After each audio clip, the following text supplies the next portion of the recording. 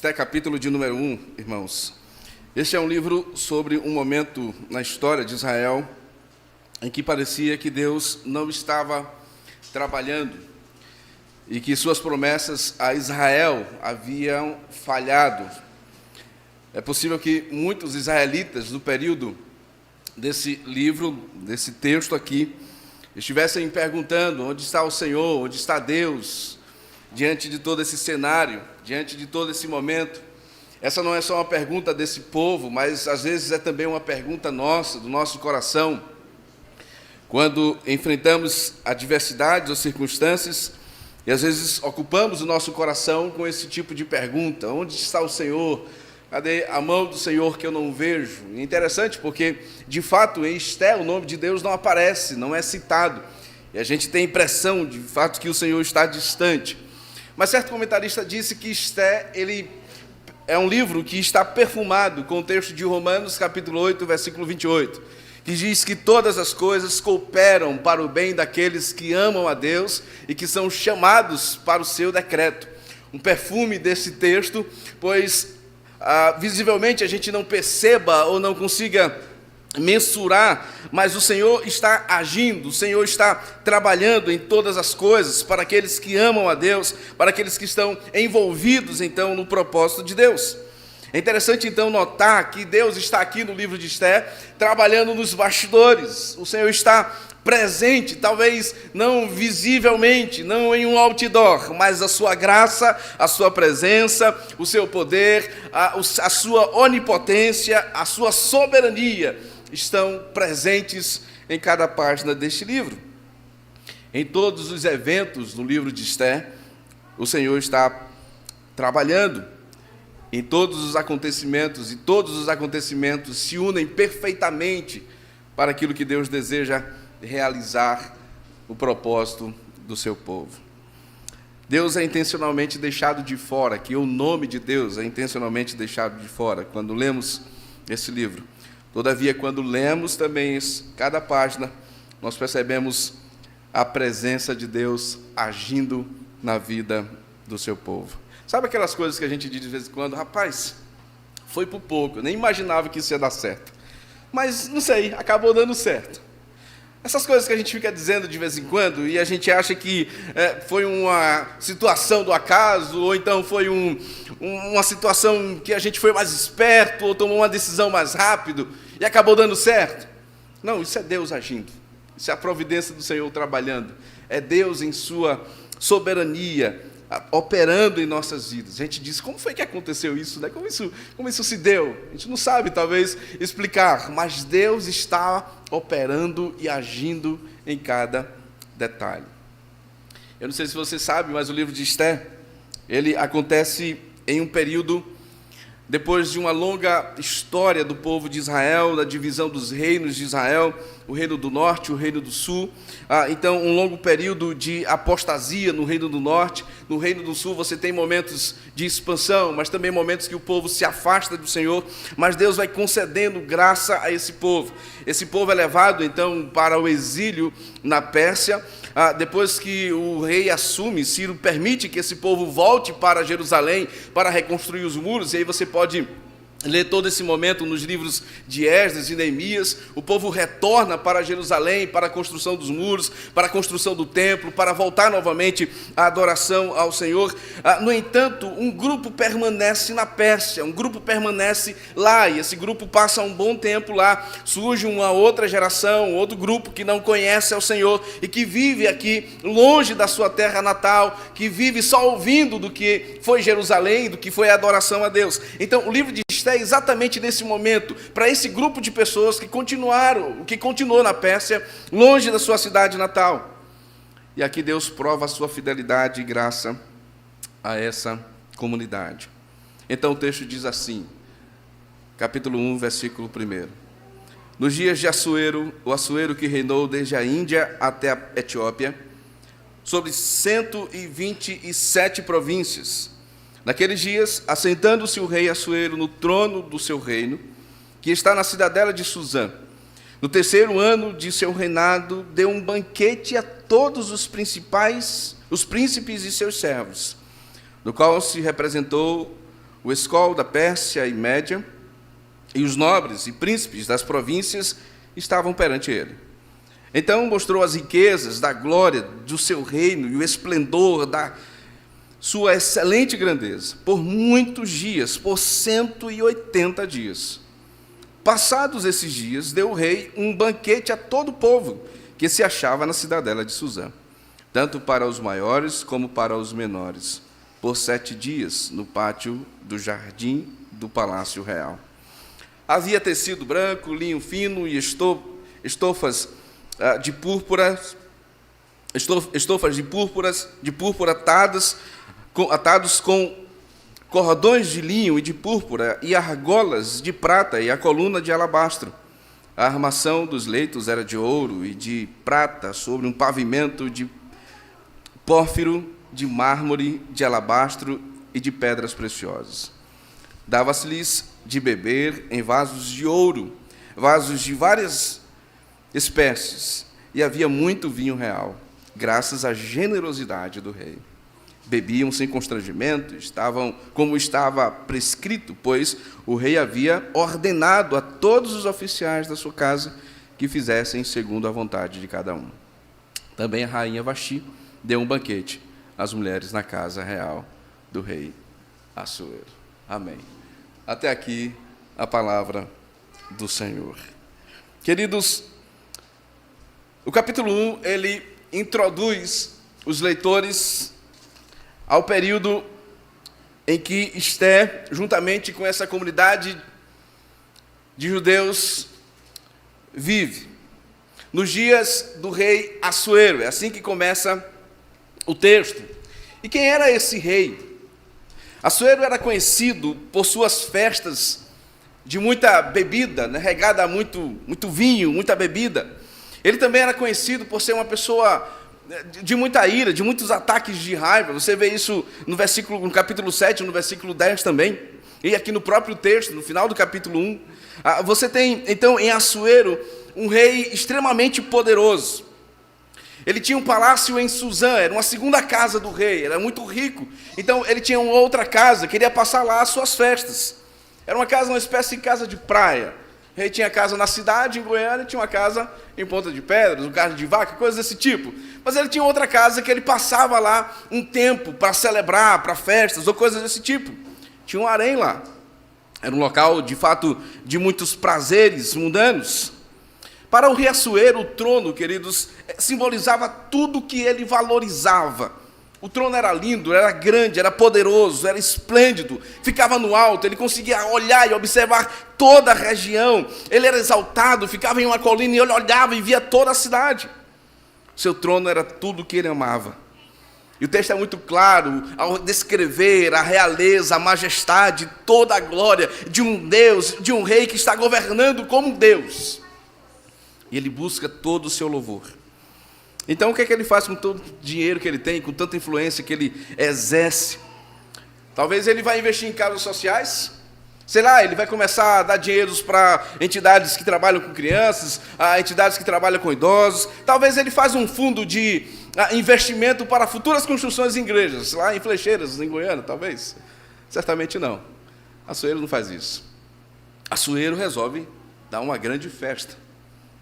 Ele resolve fazer um grande banquete. Ele resolve realizar uma grande celebração. E é isso que o texto nos afirma.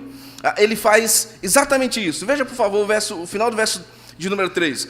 O versículo 3 diz assim: no terceiro ano do seu reinado, deu um banquete a todos os seus príncipes e seus servos. Fontes afirmam que essa festa de Assuero, ela era uma forma de unir vários príncipes e vários reis, como são aqui citados no texto, para tentar uma derrota ou uma vitória contra a Grécia, já que seu pai havia perdido uma derrota, né, havia perdido uma guerra contra a Grécia, na expedição, na guerra de Maratona, em 490 a.C. Então, numa tentativa de se vingar aquela derrota do seu pai, ele reúne todos os reis aqui, todos os príncipes, e dá uma festa de 184 dias. Veja que período extenso.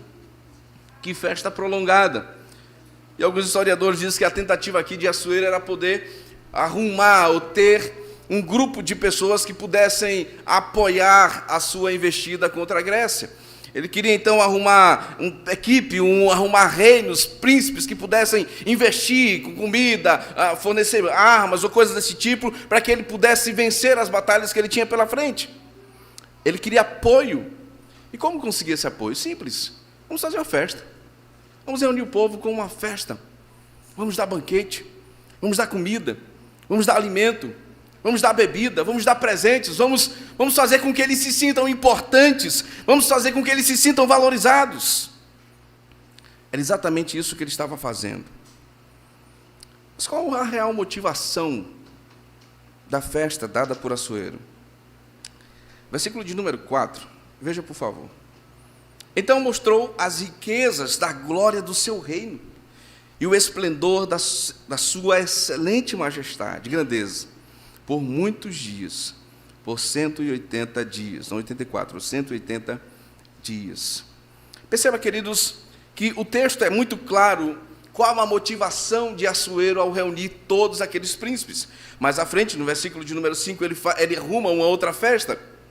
E o texto vai deixando claro qual o objetivo que Assuero tem ao reunir todas essas pessoas, ao celebrar todos esses dias, ao estar junto com todo esse povo durante todo esse tempo.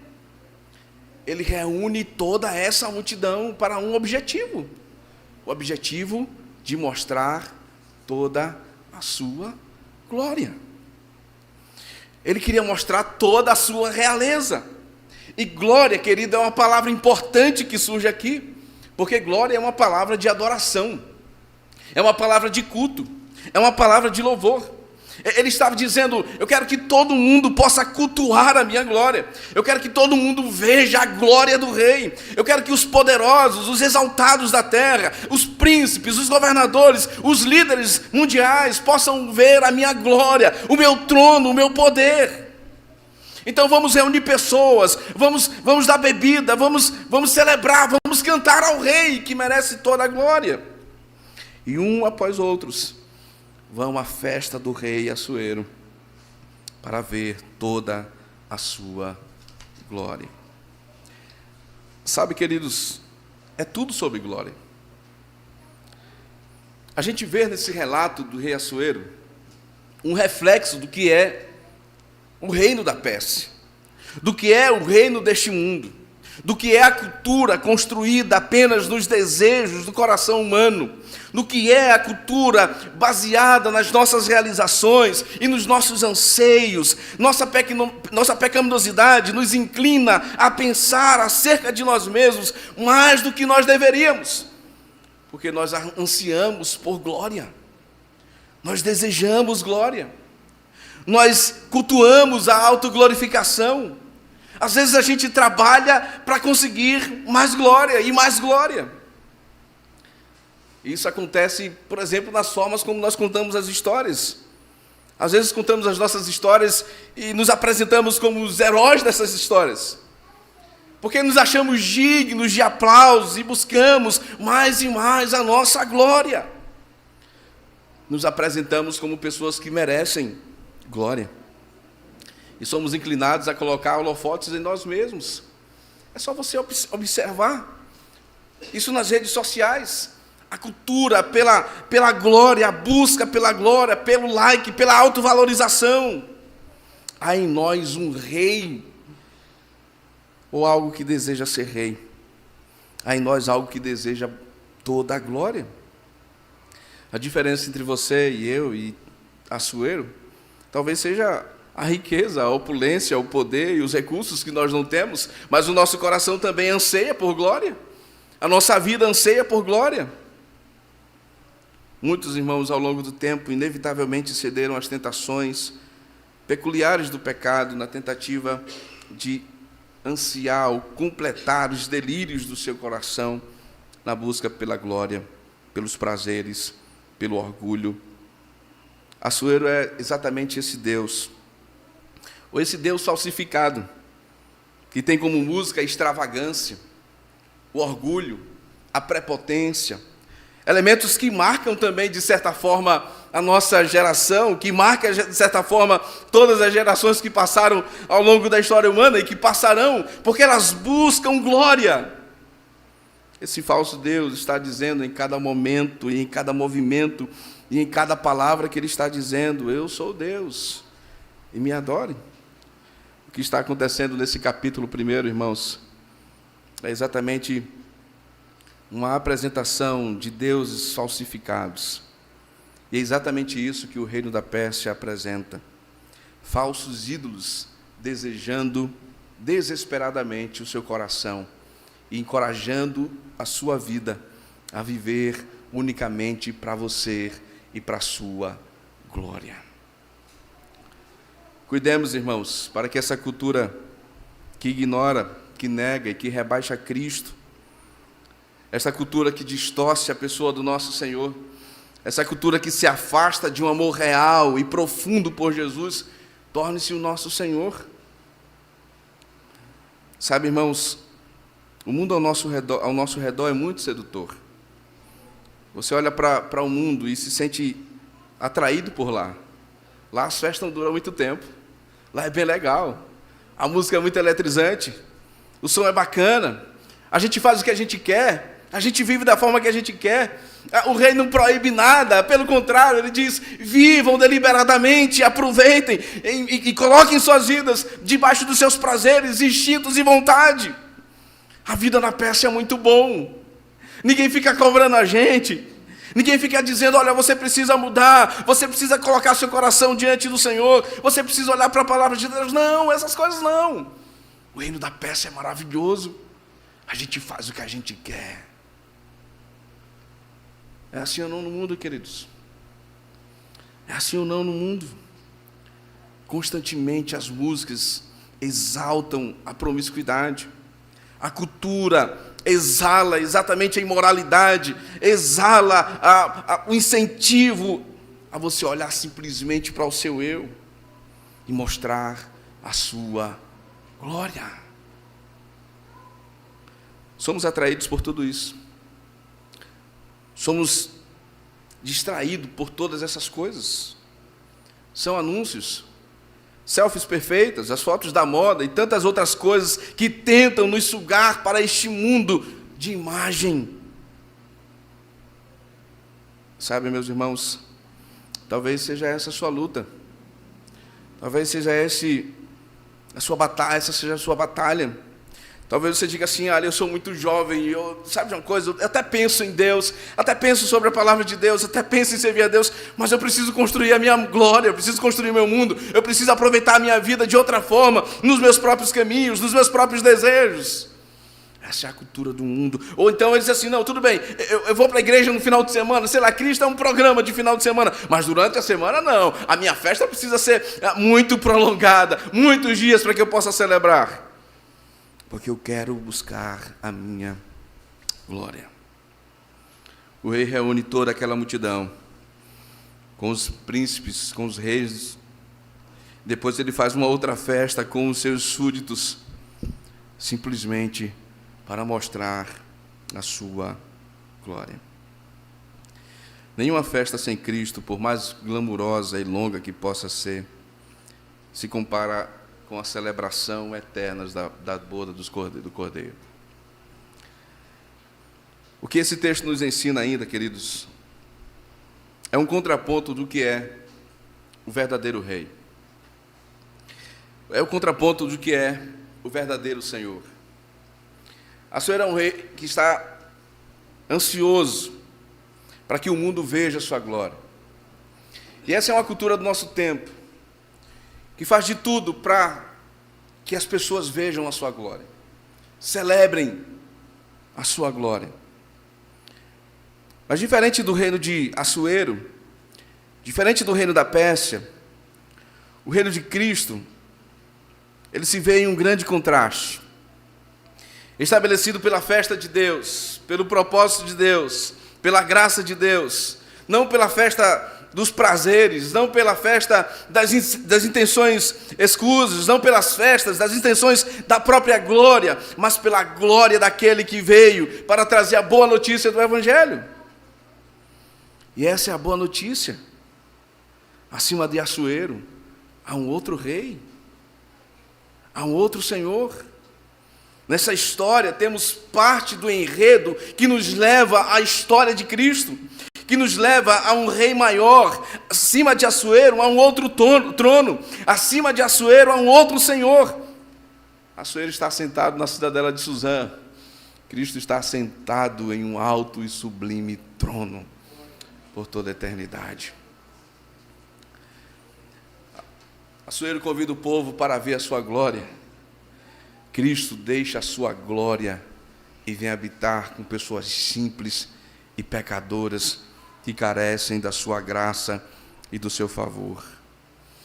Abra sua Bíblia, por favor, em 2 Coríntios capítulo 9, versículo 8.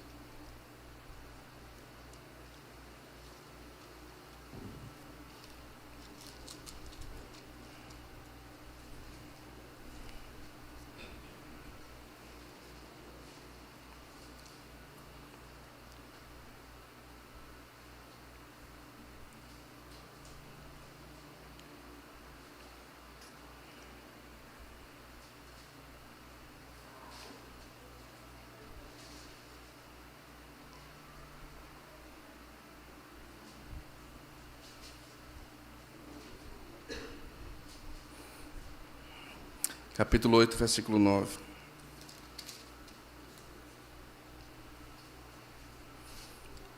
Diz assim a palavra de Deus: Pois conheceis a graça de nosso Senhor Jesus Cristo, que sendo rico, se fez pobre por amor de vocês, para que pela sua pobreza vos torneis ricos.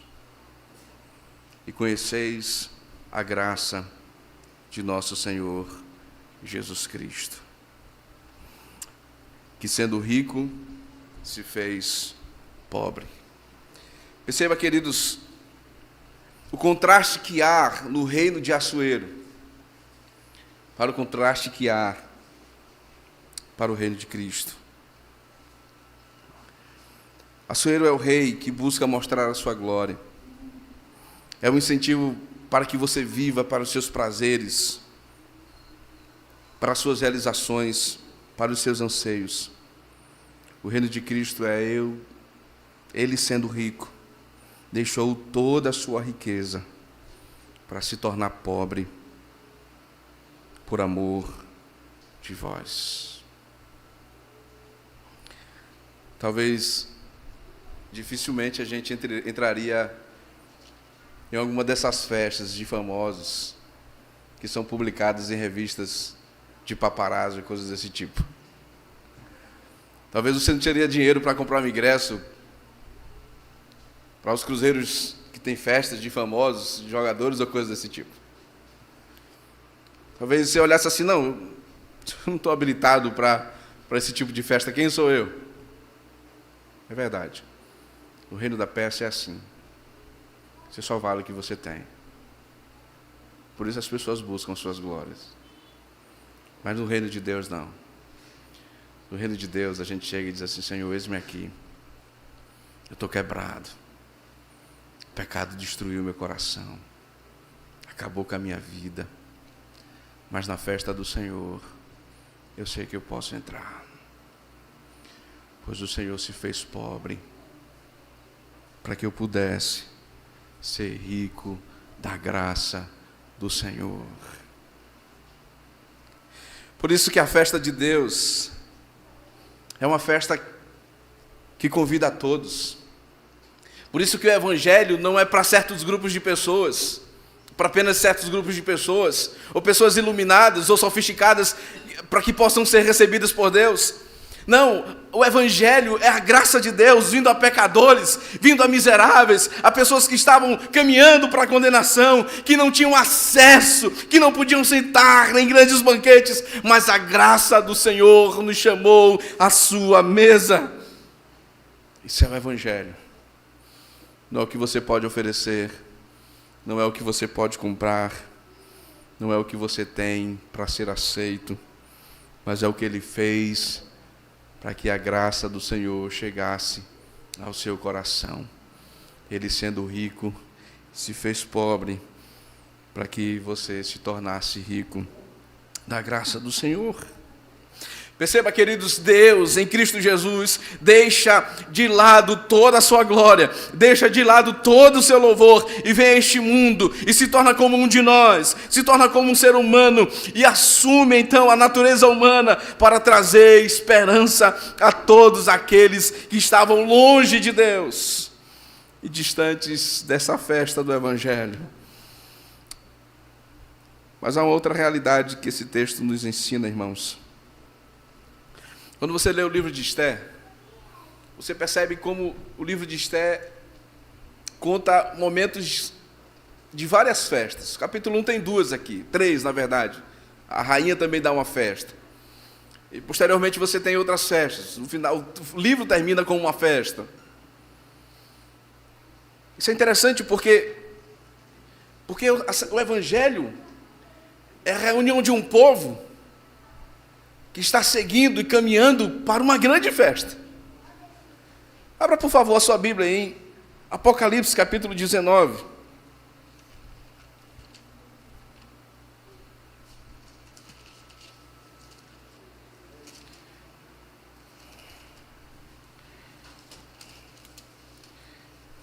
Os versículos de 7 a 9.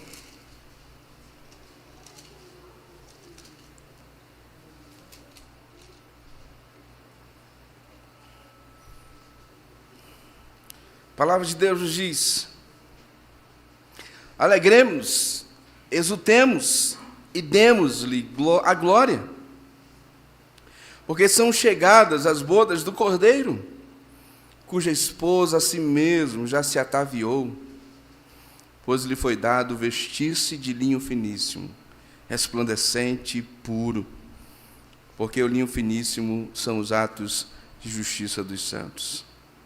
Alegremos-nos, exultemos-nos e demos-lhe a glória, porque são chegadas as bodas do Cordeiro. Se alegre, exulte e renda a Cristo toda a glória, porque você foi chamado para a festa do Cordeiro. Eu queria fazer algumas aplicações, irmãos. Primeiro, talvez você diga assim: a razão da minha vida, a razão da minha existência é deixar no mundo um grande legado. As pessoas olhem para a minha vida e digam: nossa, que coisa extraordinária, que legado para a humanidade, que contribuição para a história dos homens e mulheres deste mundo. Eu quero que o meu nome seja afamado, conhecido por todos, esteja nas principais capas de jornais. Na Forbes, talvez. Como o homem mais rico do mundo, milionário, sei lá. Eu quero que o meu nome seja aclamado entre as pessoas. E eu vou trabalhar, eu vou ralar, eu vou correr, vou fazer tudo para que isso aconteça. Talvez depois de umas 3, 4 gerações, ninguém mais saberá quem é você. As pessoas estão vivendo assim, em busca da sua glória. Seja o Senhor da sua vida. Seja o protagonista da sua história. Perceba, eu não estou dizendo que a gente não tem responsabilidade de fazer coisas e exercer habilidades que Deus nos dá, não é isso que eu estou dizendo. Mas isso soa como se fôssemos senhores em busca de glória. Tudo isso vai virar poeira, amigo. Tudo isso vai passar. Mas apenas um não passa. E essa é a glória de Cristo, que dura por toda a eternidade. Eu queria encorajar você a gastar sua energia, seus recursos, seus empenhos, sua habilidade para um outro reino. Não para o seu reino, mas para um outro reino que permanecerá para sempre, que é de geração em geração. Talvez você tenha chegado aqui essa noite com muita dúvida no coração, atraído pelo mundo e dizendo: Senhor, não dá mais, eu vou buscar e construir a minha vida a partir dos meus próprios desejos. Mas ouça o que Cristo fez por você.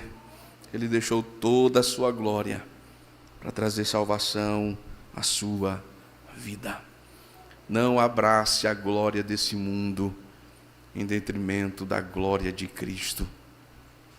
Não abandone a glória de Cristo pela glória que será passageira como a fumaça. Eu quero me dirigir a vocês, pais. Você ensina aos seus filhos, ou vocês ensinam aos seus filhos, mais sobre a glória desse mundo, mais sobre as conquistas desse mundo, mais sobre os anseios desse mundo, ou sobre a glória de Cristo, sobre o reino de Deus, sobre os anseios da eternidade. Queria falar, me dirigir a vocês, famílias. Que valores regem a casa de vocês? Os valores celestial? Ou a sedução desse mundo? Ou a glória desse mundo? Eu queria me dirigir a você que ainda não conhece a Cristo, não tomou a decisão de confiar a Ele a sua vida. Você pode abandonar esse reino, ou o reino desse mundo, hoje, e iniciar uma vida com Cristo, com o verdadeiro Rei de toda a terra. Há uma festa, e Cristo lhe convida hoje para essa festa. Essa festa é a boda dos cordeiros, a boda do Cordeiro, a celebração na eternidade, o grande banquete que Deus em Cristo preparou para nós.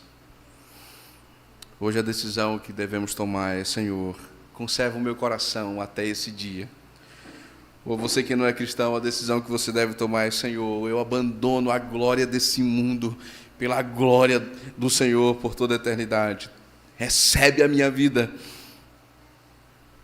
Hoje nós temos que decidir a que glória nós buscaremos: a do reino da Pérsia ou a glória de Cristo.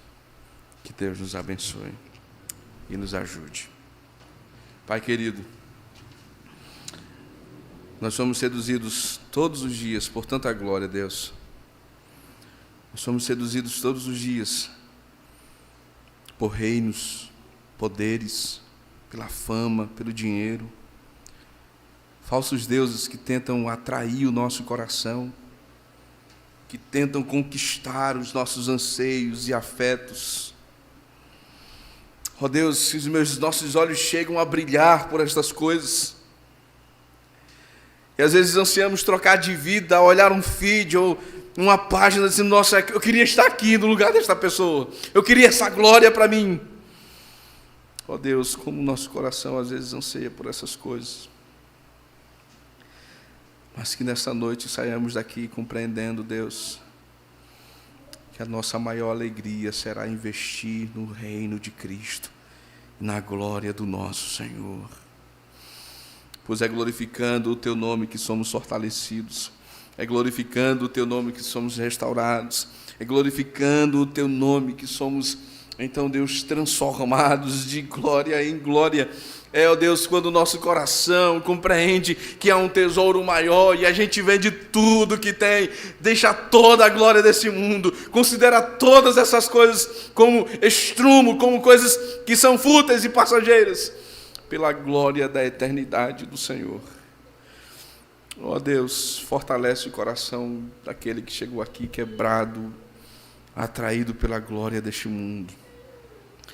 E de repente aquele que já está nessa glória, seduzido por esses reinos, que o Teu Espírito Santo convença, ó Deus, que a glória de Cristo é maior e mais duradoura do que 180 dias. Ó Deus, que as famílias cresçam fundamentadas na glória do Senhor. Que as nossas vidas possam refletir dia após dia a Tua glória. Em nome de Jesus. Amém. Amém.